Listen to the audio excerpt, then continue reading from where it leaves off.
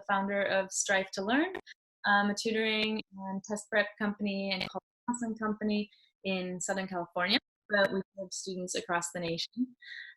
So pretty excited to be here and to be able to chat with you guys about everything that's been going on, since there have been so many changes lately. So thanks for joining me.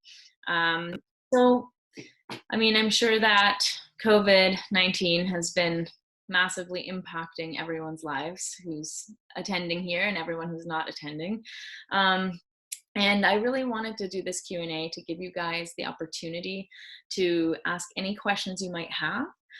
To do that, you can unmute yourself and ask, but I think what's easier would be to just put it in the chat window. So if you move your mouse on your window at the very bottom, you can actually click on chat. It's a little bubble. I'm going to write one in here right now just so that you guys can see where it is. Ooh, that's fun.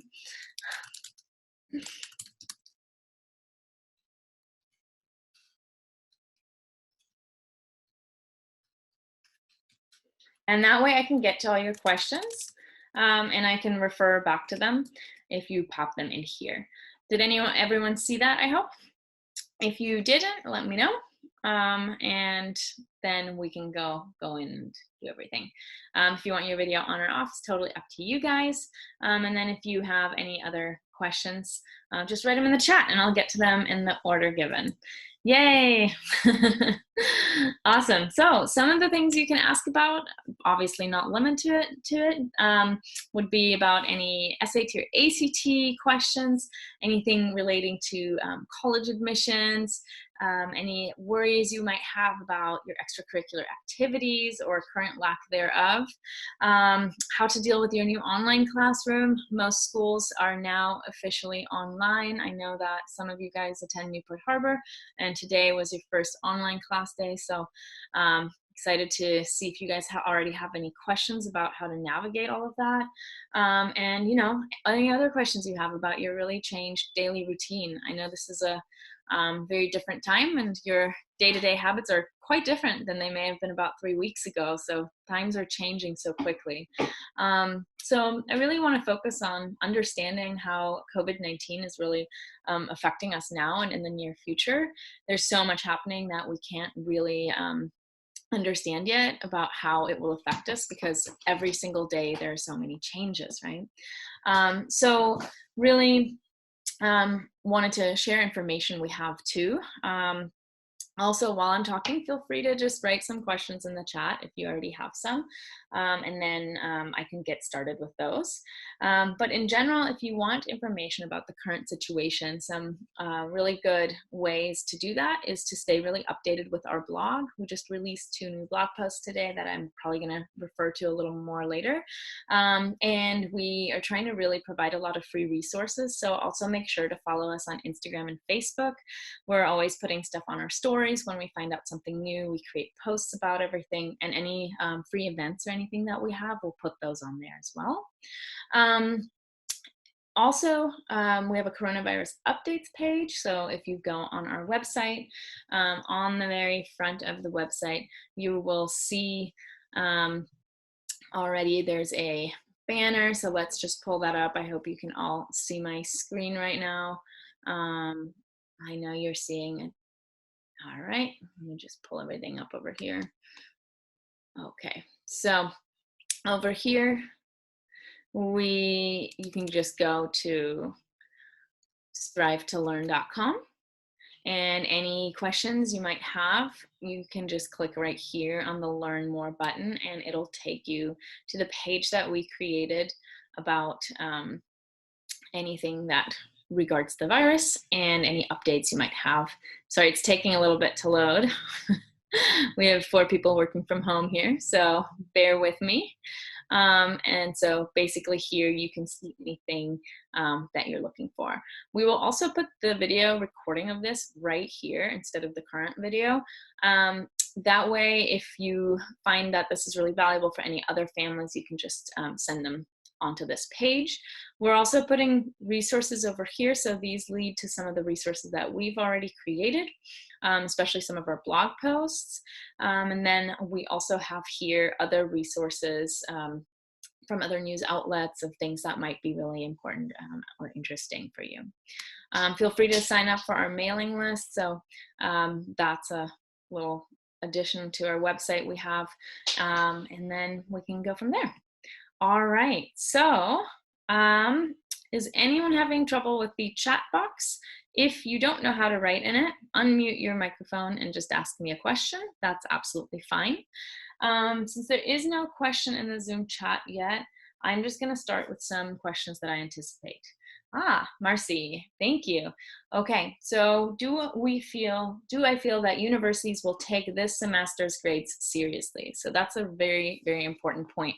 The changed classroom is going to make it very difficult for students to manage and navigate everything in the way that they're used to. So there are many, many changes, and it can be especially difficult for students of a different learning style. Students who may not be the type of student to sit down, read a book, take it all in, and then go and apply it, who might be more experiential in learning, who want to take an active approach to learning, and who would like to bounce off ideas and discussions with other students. So the online classroom can definitely bring its share of difficulties.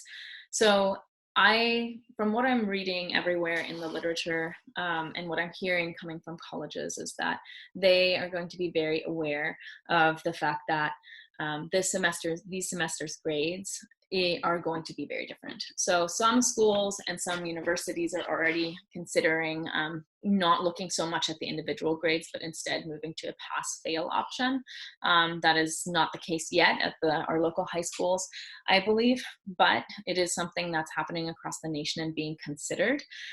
Just the fact that that is already something that a lot of educational institutions are discussing shows the flexibility that the universities, as well as high schools, are bringing to the table in the face of this crisis.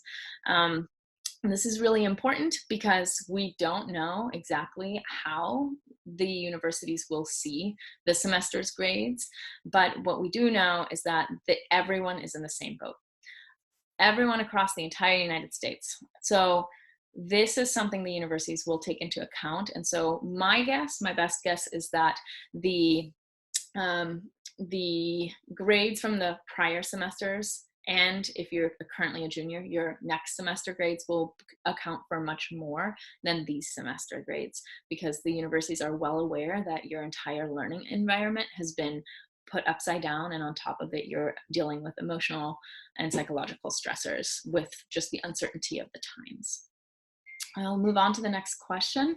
Marcy, if you have a follow-up question, feel free to put it in the chat box. Okay, so we have a question here. We paid for the SAT test 2 weeks ago at CDM, which was canceled. When is the makeup, and if none, will we be paid or eligible for the next available SAT test? That's an excellent question. Canceled tests are a huge deal right now. And what the College Board has brought out about the test is that anyone who wasn't able to test in March, or who was signed up for the May test, since the May test is also canceled, will be able to switch to a different test date without having to pay a fee or anything. The next test date is scheduled for June, I believe June 6th, the first Saturday in June. And that, of course, with the current situation, we don't know if that might be canceled or moved out as well.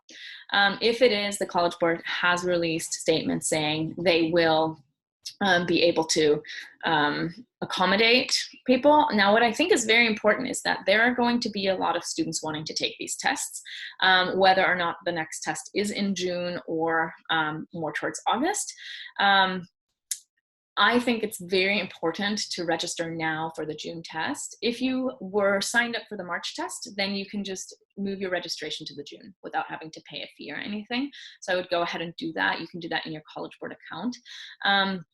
The SAT and the ACT as well, basically, if you have your spot and then the next one also happens to get canceled, in case that happens, since we just don't really know how the situation is going to play out, then you will, at least you have your spot and your registration number for that day, which will enable you to get a seat in a later test date more easily. So I would just be very aware of really working towards those June tests and kind of see what's happening. Let me also share a resource with you guys about that. So they do have great information on the websites for the SAT and the ACT. As far as the SAT goes, if you just Google SAT coronavirus updates, it'll lead you right to this page. So this is on the College Board. And so here you can really see that they're going to let you know kind of what are your future testing opportunities. So since the June 6th test is said to still happen, this is the test that you'll be able to take. The ACT has a similar page right here, April 2020 national exam, COVID-19. If you Google that, you'll land right here. And then you can see, what happens for students who are registered. So rest assured, you will be able to take it. There are several more test dates coming up. It is not a be all end all. I know a lot of juniors were looking to take the test for the first time on the either in March or April, depending on whether it was SAT or ACT. But just know that even in the fall, you have several more test dates ahead of you. And colleges are aware that you may not, because of this crisis, you may not have been able to take it several times to get your score to where you want it to be. So I believe that, in my opinion, the colleges will definitely look at SAT and ACT scores much differently in the 2021 application cycle than they have been. Someone's asking, has it been rescheduled? And is there any word on if they plan on adding any more test dates? So far, they have not released any additional test dates. I think that's one option that they might go for. I think another option, since the College Board is already focusing on moving AP testing online, and the ACT was actually going to do a beta version of trying to do ACT testing in September for the first time as an option online. Who knows, if this crisis continues like this, maybe there could be an alternate option to take the test online, but that's something that's purely conjecture, not something that has been released by the test makers at all. But just looking at the current trends, I think, it might happen that they add test dates or find an online option depending on how long this crisis lasts. If the June test dates are going to happen, then they might not add new test dates, because you still have several more test dates, about 3 to 4 more test dates that you can take. If you're applying regular decision, even if you're applying early action, you will be able to take at least 3 tests. It'll just overlap a bit more with your college application preparation. I mentioned the AP tests. So as far as the update on AP tests and what's happening there, the College Board is going to be administering AP tests. They're going to focus on testing on aspects that were covered until March and take out the concepts, or not test on the concepts that would be covered after March in a classroom setting. Also, it'll be proctored online, and it's a 45-minute open answer test. So there are quite a few things that could be happening with that. It's completely different than what the format that you've been preparing for. And again, I just like to share where you can find more information about this. That can be found over here on the College Board website for information for AP students. And now this is really really great. So the College Board has been doing a lot. They've been working through the nights, I'm sure, trying to, mitigate the situation. So one of the things they're doing is providing live and on-demand AP courses for free, and then developing the new at-home testing option. So the new testing option, since it's only 45 minutes and a free response question types, I think it's really, really important going on this website, reading specifically about all of this, and then really making sure to actually participate in free AP review classes, because you really want to make sure that you're also as prepared as possible for this very different test format. There's also an AP YouTube channel. So basically, I really recommend using these resources that the College Board is bringing out. Okay. Any other questions right now? If not, I can continue going over some of the questions that I prepared, but feel free again to write in that chat box. All right. So some students, as far as college applications go, we do have quite a lot of seniors who are now getting all of their acceptance letters and having to figure out where are they actually going to commit to and where would they like to go spend the next 4 years, hopefully. So there are a couple things that you can do to figure out where you want to go, even though you may not have the opportunity to visit those colleges. One of the things, first of all, that is happening in the college admissions landscape is that we have more and more colleges that are actually pushing their deadline out to June 1st. So their enrollment deposit deadline, it's traditionally always May 1st. That's decision day across the nation. And a lot of colleges have now pushed that out to June 1st. That is something that you really need to check with every single college. The UC campuses have not done that. They are sticking to May 1st. But, you know, stay up to date on your email. Go on the websites of the colleges that you're really interested in. What are your top 3? And make sure to really be in contact with them. Any admissions letters, acceptance letters that you receive now may have additional information about this. And then the admissions website is really important too. You'll also be able to email them. They're all working remotely, and contact an admissions advisor from any of the colleges. So one of the things, you know, that colleges are doing is they're developing a lot of workarounds. For example, Johns Hopkins has a bunch of online events. Villanova has live chats.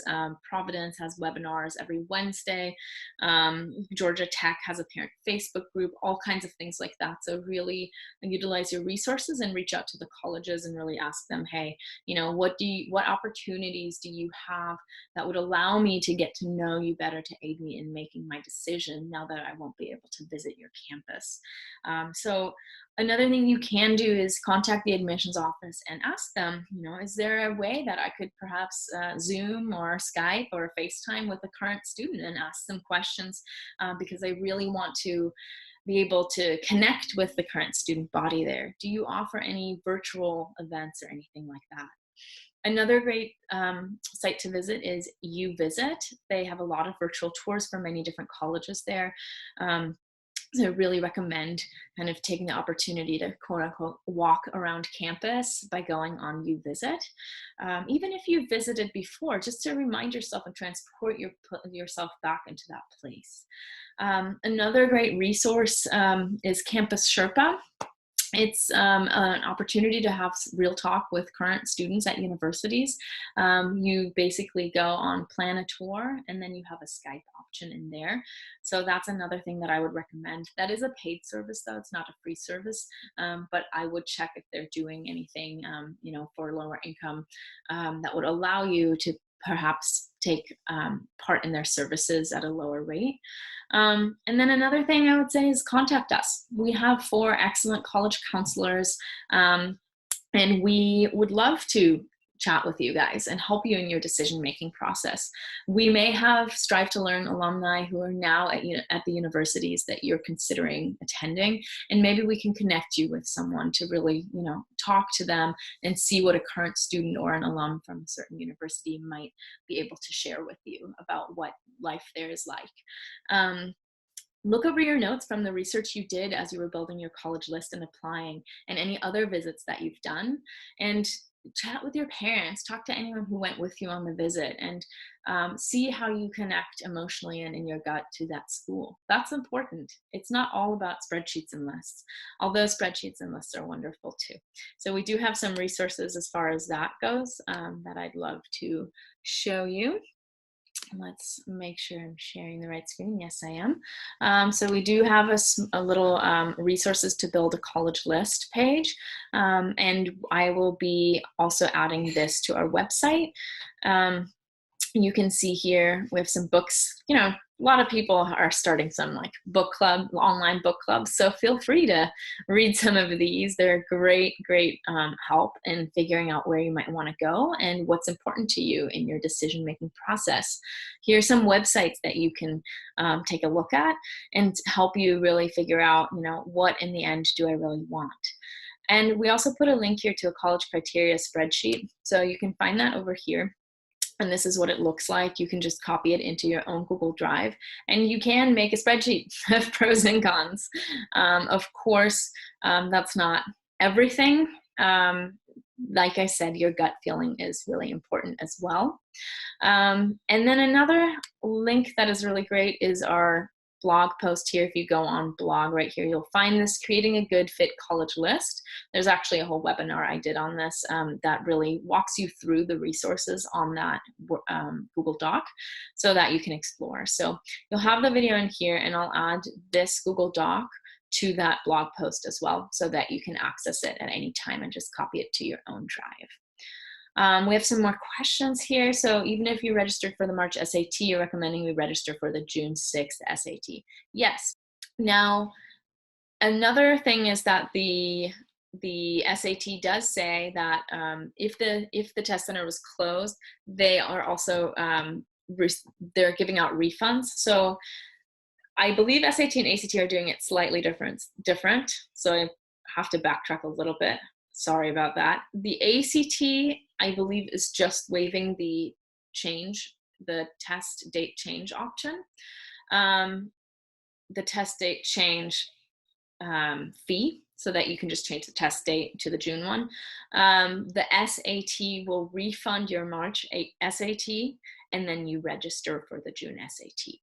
And when it says, they said it'll take a few weeks, within the next few weeks, to get the refunds. So let me point you towards this FAQ page over here. So it's the frequently asked questions over on the College Board that we were looking at earlier. And if you scroll down here, it states here, when will students receive their refunds for the March SAT? So you will receive it within the next few weeks. And so therefore, yes, I would say go right ahead and register for that June test now, because if it is happening, you want to make sure you have a seat. If it's not happening, then you will get another refund and can register for the subsequent test date. So that would be my recommendation. Also, I know this is all a lot of information, so just wanted to point you guys towards another blog post that we have about this topic. Let me just check which one it is. So many tabs. So here's a blog post that we just put up today. COVID-19 just canceled it's canceled a lot of things, right? Now what? So we have some updates here about the cancellations and what to do about them. And then also what you may want to know about in the meantime as you're waiting to be able to take those standardized tests.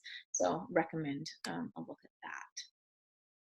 Okay, do we have any more questions? Feel free to type anything you need in the chat box.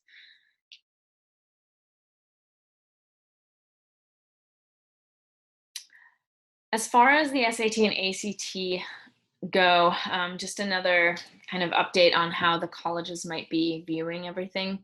There has been a huge reaction of the colleges to the ever-changing nature of our day-to-day lives right now. So one of the things that several colleges have started doing is that they've decided, even though they're usually not test optional, they've decided to go test optional for the time being. And that would be for the test date that is on, for the incoming 2021 application season. So any current juniors would be affected by this. Test optional doesn't mean that they won't take your test. It simply means that you can choose whether or not you would like them to factor your scores into their decision. So if you end up not getting the score that you want, and you feel that it is not representative of your academic capabilities, then a lot of colleges will now, due to this crisis, offer you the opportunity to simply omit your test scores, and then they will base their decision completely on your grades, your extracurricular achievements, your essays, your resume, and anything else that you submit, your letters of rec. There are a lot of moving parts to your application, and many colleges are already test optional, which is something that we forget in the midst of all our testing crazes. So test optional means that if you're a student who does not test well, but has a great GPA and really high rigor in class, then you won't be penalized for not testing well. If you, however, are a student who tests really well and got a really high score on the SAT or the ACT, but you maybe your GPA isn't quite where you would like it to be, then at a test optional school, you have the option of submitting your test scores. So it benefits both types of students because you get to choose whether or not that should become part of your application. So this is something that, for example, Case Western has just announced that they, last week, that they are going test optional for the year 2021. Now this may, currently that's only a temporary switch just for that application season, but as more and more universities try out this test optional approach, you never know, they may stick with it. So it's an exciting time in college admissions in that sense, because we may have more and more universities who are opting to go test optional. We've already seen so many universities go test optional for the 2020 season without any crisis or anything, just because they realize that some students test better, some students test worse, and sitting a 4-hour test is not necessarily representative of how well you will do in college. So although there are college readiness benchmarks on these tests, that does not necessarily indicate college readiness. So there's been a lot of research that shows that GPA is often a much better predictor of your actual performance in college than a standardized test score. So the test optional movement has been something very prominent the past few years. And with this crisis, more will at least temporarily go test optional. Oregon State also just announced a few days ago that they are going to be going test optional. So that's kind of an interesting twist on how much will my SAT and ACT scores count. So I say do whatever you can to get a great score. You have more time now to practice. I'm not saying you have more time in your day, because I am sure that you, especially with school going on in the online classroom, have your days full. However, you have more time until your test, so you can spread out your learning. You can be consistent in your learning. I would recommend maybe twice a week saying, I'm going to sit down for an hour or two, whatever works for your attention span to really maintain your focus. So don't overdo it. It's better to do a few more study sessions, but less length if you're that type of learner. And prepare to knock that June test out of the park. Be confident, gain confidence. There are a lot of free resources out there that you can use. Test prep books, Khan Academy is great, YouTube videos, and we offer, abundant test prep and tutoring online. So if you need help or support in your journey, really make sure you're preparing for those June tests. A great test score will help you even at a test optional school. And if you are unhappy with your test score, then you can always opt for test optional. We have another question here. Do you think a college that wasn't test optional and now is will look unfavorably on someone who does not submit their test score? No, absolutely not. I know for a fact that any school that says it is test optional will not at all look unfavorably at the student if they do not submit their test scores. That's the whole idea and reason behind test optional, is that it does not hurt you in the least not to submit your scores. So that's something very, very important that any college official that I've ever talked to at any test optional school has said. And I do not think that that will make any different if the school decides to go test optional only for the 2021 application cycle.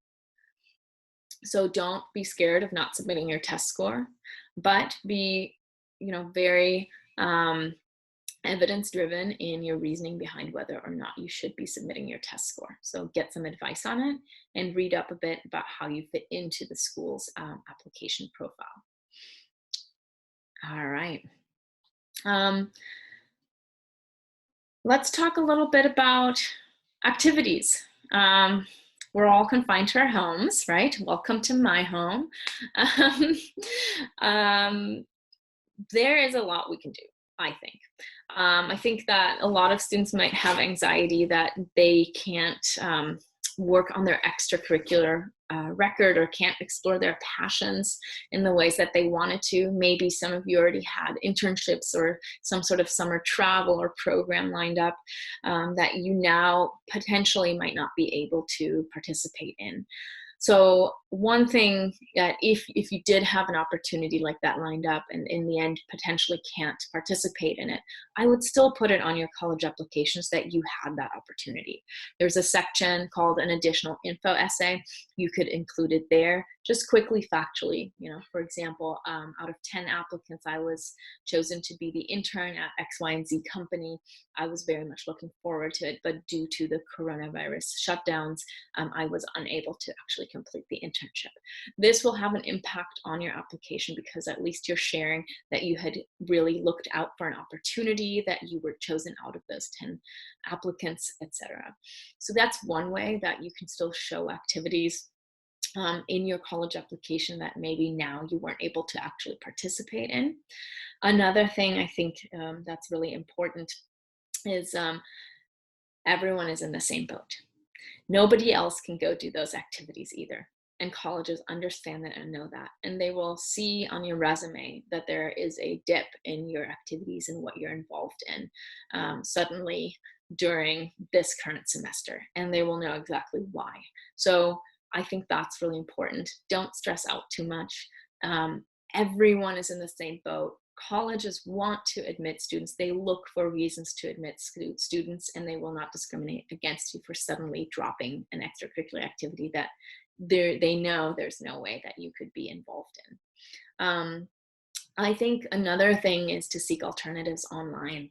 So, maybe you want to start practicing Japanese with Duolingo.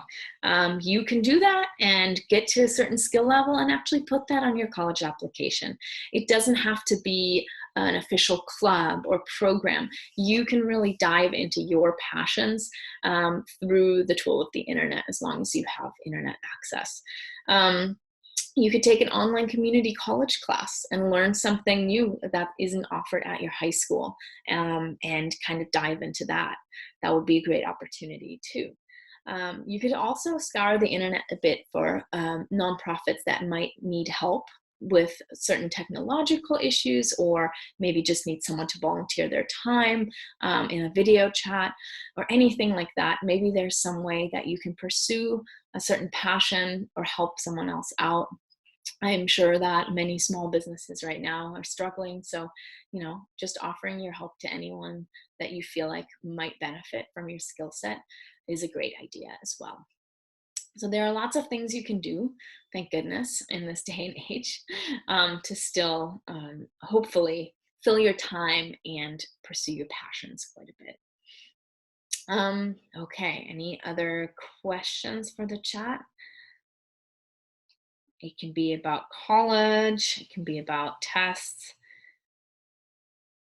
One of the things that I think is very important also for current seniors who are looking through their application, their acceptance letters is what is the selectivity trend of colleges? How has that been affected by the COVID-19 crisis? So one of the things that may be a trend is that colleges may become less selective.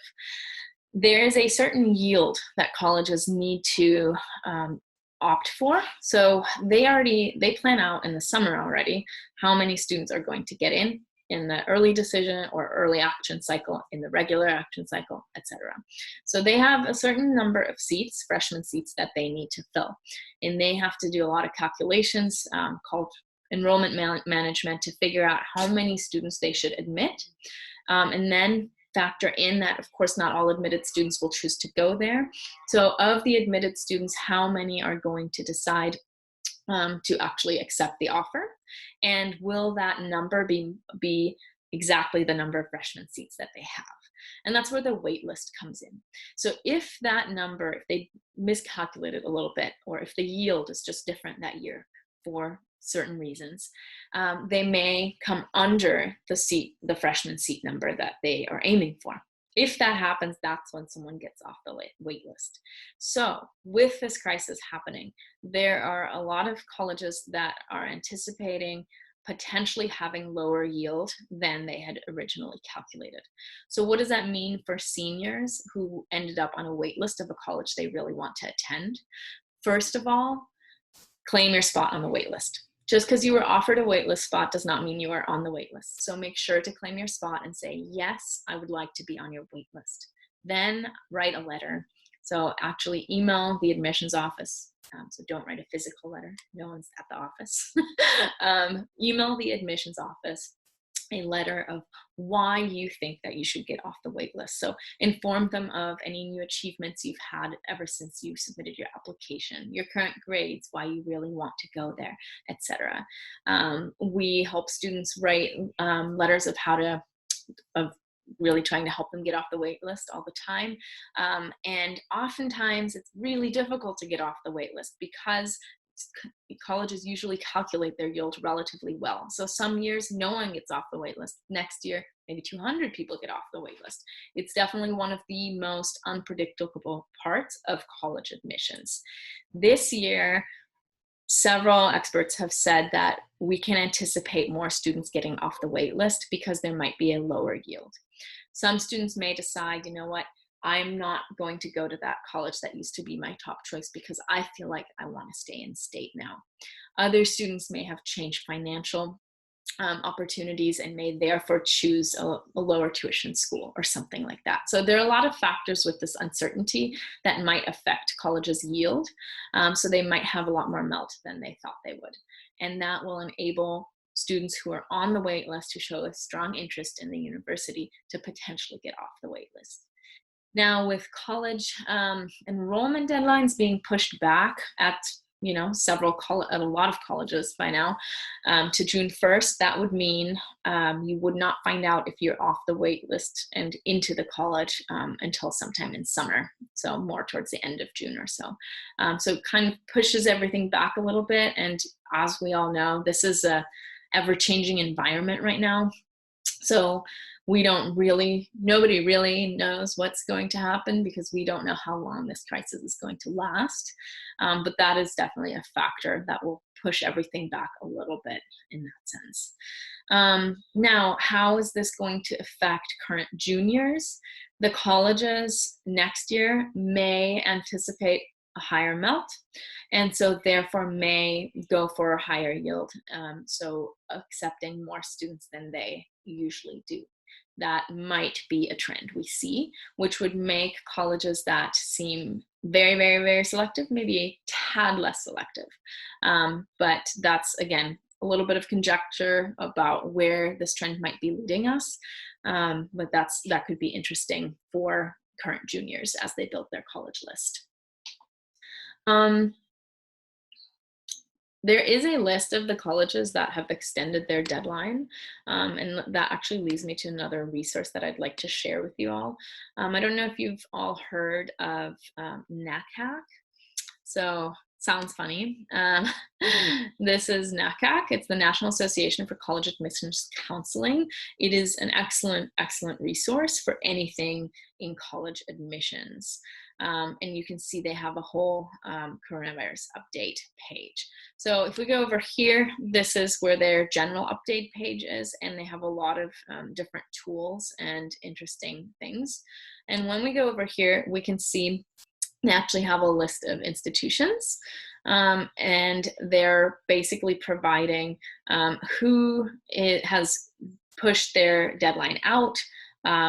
So for example, you could click on this, the changed deposit deadline, and you can see 292 institutions on this list have a changed deposit deadline. And then you can filter the list by this and see which universities are doing this. You can also just search for your institution and find out what they're doing. You can see, are they open to admission visitors, since not all universities are closed, and are they currently hosting any admission events? So this is a great resource to go to. So again, that's NACAC, the National Association for College Admissions Counseling, on their COVID-19 updates. So another resource that I recommend you take a look at. Okay. I wonder how the online learning is going for everyone. We've had some accounts from students who've told us a little bit about how it's been going. So let's talk a little bit about how online learning works and what might be happening for the rest of the school year. Right now, most schools are saying we'll see until after spring break, but if this continues going this way, it might be longer. So really, I think settling into finding a routine with your online learning is really important, and really kind of figuring out, how can I structure my day? So I recommend students that you actually create a structure of your day, and don't make every day the same, because you're going to get very bored and not really want to do whatever is on your plan. So, maybe make Monday your midday yoga day or something like that, and put in a little break for yourself. Some fun little things that you can really look forward to throughout the day. So really, make a little planner. Use a planner, or use your phone's calendar, whichever way works better for you, and structure out your time. And also put in your free time and look forward to that and see what you'd like to do within that. You could pick a new skill to learn every week. Maybe you've always wanted to bake. Maybe you want to learn how to knit. Maybe you want to build the tallest Lego tower that has ever existed. So we have some more blog posts to share on that as well. We have a fun blog post written by our receptionist who, well, this one I don't have up. I'm so sorry. I didn't prepare that one, but it's on our blog, and it's about what you can do to escape every day feeling very mundane.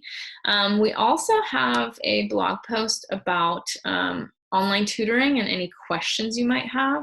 But what I think is really important right now is one of our newest blog posts about distance learning, and the fact that it can feel distant, especially if it's very assignment based.